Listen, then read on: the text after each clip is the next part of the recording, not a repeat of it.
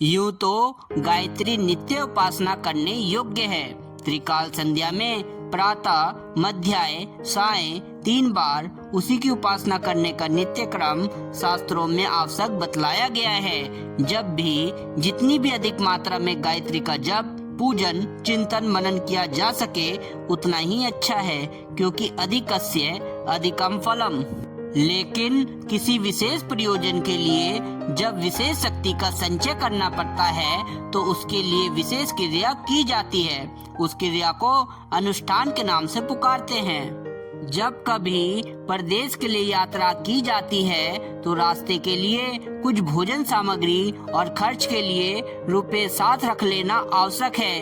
यदि ये साथ ना हो तो यात्रा बड़ी कष्ट साध्य हो जाती है।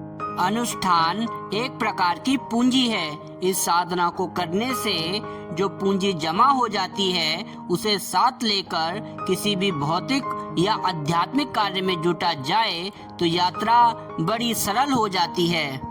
अश्विन और चैत्र नवरात्रि के समय ईश्वर आराधना, संध्या वंदन, आत्म साधना आदि कार्यों में लगाते हैं, क्योंकि वह समय जिन कार्यों के लिए सूक्ष्म दृष्टि से अधिक उपयोगी है वही कार्य करने में थोड़े ही श्रम से अधिक और आश्चर्यजनक सहायता मिलती है। यदि उपवास या अल्पाहार द्वारा शरीर को अपनी सफाई अपने आप करने का मौका दिया जाए और जप उपासना द्वारा मानसिक क्षेत्र के मल विक्षेपों को दूर करने का प्रयत्न करे तो आगामी कई महीनों के लिए रोगों से बचकर स्वस्थ जीवन बिताने के योग्य बन सकते हैं। गायत्री का एक लघु अनुष्ठान इस दृष्टि से परम उपयोगी है। अश्विन और चैत्र मास की नवरात्रि का समय गायत्री साधना के लिए सबसे अधिक उपयुक्त है। इन दिनों में उपवास रखकर 24,000 मंत्रों के जप का छोटा सा अनुष्ठान कर लेना चाहिए। यह छोटी साधना भी बड़ी के समान उपयोगी सिद्ध होती है।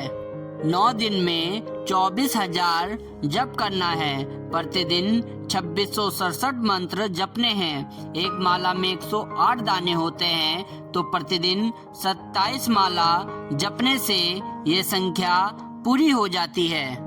3-4 घंटे में अपनी गति के अनुसार इतनी मालाएं आसानी से जपी जा सकती है। यदि एक बार में इतने समय लगातार जप करना कठिन हो तो अधिकांश भाग प्रातः काल पूरा करके और न्यून अंश सायंकाल को पूरा कर लेना चाहिए। अंतिम दिन हवन के लिए है और कम से कम 108 आहुतियों का हवन कर लेना चाहिए।